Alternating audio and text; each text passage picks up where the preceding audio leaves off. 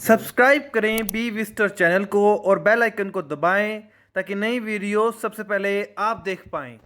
Good morning दोस्तों, मेरा नाम है साहिल। आप देख रहे हैं बी विस्टर खबरें जिसमें आपका फायदा। जी हां, खबरें जिसमें आपका फायदा। तो चलिए देखते हैं आज की फायदेमंद खबर आपके लिए क्या है।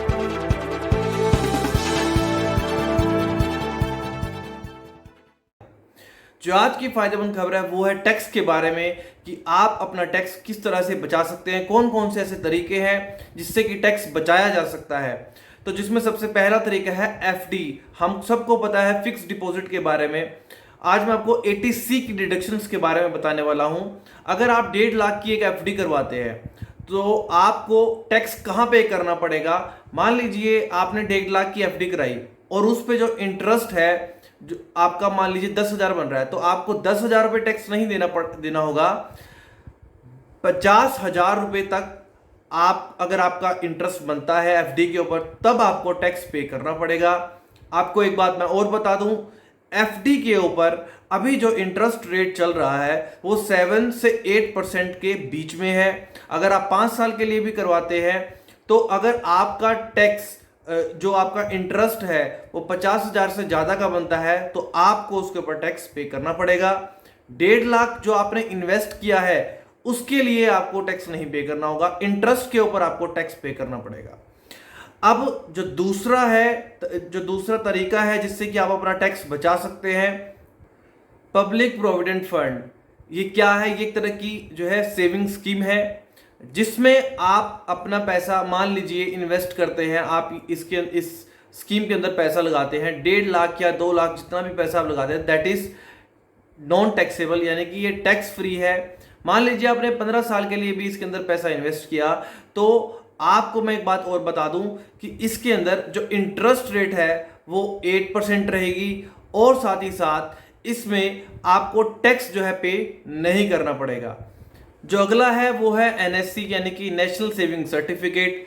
इसके अंदर अगर ये एक तरह की स्कीम है जिसके अंदर आप अपना पैसा इन्वेस्ट कर रहे हैं। अगर आप मान लीजिए आपने 5 साल के लिए 1.5 लाख रुपए इन्वेस्ट करे तो ये डिडक्टेबल होंगे, यानी कि आप अपनी जो टैक्स की बुक्स होंगी उसमें आप इसकी डिडक्शंस दिखा सकते हैं जो कि 80C के तहत आएगी। इससे आप अपना टैक्स के अंदर जो है सेविंग कर सकते हैं। जी हाँ, जो अगला है वो है लाइफ इंश्योरेंस पॉलिसी। यानी कि हम सब जानते हैं कि लाइफ इंश्योरेंस पॉलिसी के अंदर मोस्ट ऑफ द पीपल जो है इन्वेस्ट करते हैं। जी हाँ, जो खरीदते हैं टैक्स को बचाने के लिए। मान लीजिए आपने लाइफ इंश्योरेंस पॉलिसी खरीदी है 1.5 लाख रुपए की, और 1.5 लाख में ये जरूरी नहीं है कि आपने अपने बच्चों की या घर में किसी की भी जो है लाइफ इंश्योरेंस पॉलिसी करवा सकते हैं। और इसके लिए जो डिडक्शंस है वो 1961 के सेक्शन 80C के तहत आपको जो है ये टैक्स से बचाने के लिए आप अपने जो पैसे हैं इस पॉलिसी के अंदर इन्वेस्ट जो है कर सकते हैं। चलिए देखते हैं अगली है वो है national pension system, NPS national pension system 80CCD।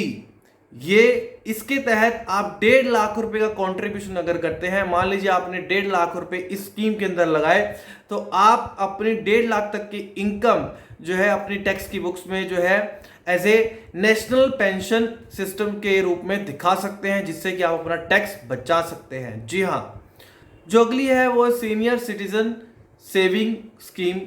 इसके अंदर भी आप अपना पैसा लगा सकते हैं। 1.5 लाख रुपए तक जो है tax as a taxable income जो है आप अपनी टैक्स की बुक्स में दिखा पाएंगे जिससे कि आप अपना टैक्स बचा पाएंगे कि आपने अपनी जो इनकम का कुछ पार्ट जो है मान लीजिए 1.5 लाख रुपए as a senior citizen saving scheme के अंदर इन्वेस्ट किया है तो आप वो इनकम जो है वहां टैक्स की बुक्स में दिखा पाएंगे। अगला जो है वो बहुत इंपॉर्टेंट है।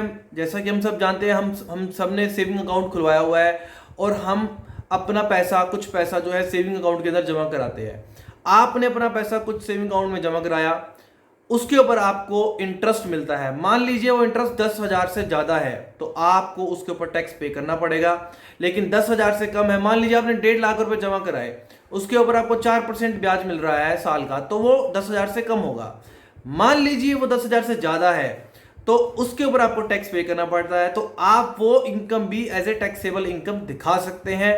और सीनियर सिटीजन्स के लिए 50,000 रुपये अगर इंटरेस्ट हो रहा है तो वो अपनी income as a taxable income दिखा सकते हैं।